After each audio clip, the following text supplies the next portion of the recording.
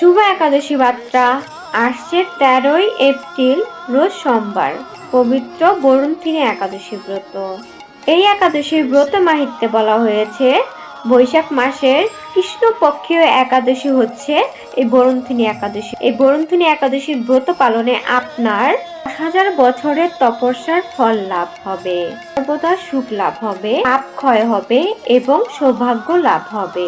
এই বরুণথিনী একাদশী ব্রতটি মহাদেব শিব স্বয়ং পালন করেছিলেন।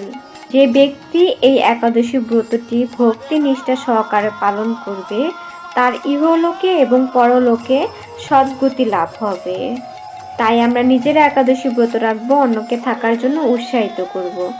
এখন আমরা জানবো একাদশী পালনের সময়সূচি। বাংলাদেশ পালন পরের দিন সকাল 7টা 27 থেকে 9টা 52 পর্যন্ত এবং পশ্চিমবঙ্গের পালনের সময়সূচি 6টা 57 থেকে 9টা 29 পর্যন্ত। হরে কৃষ্ণ।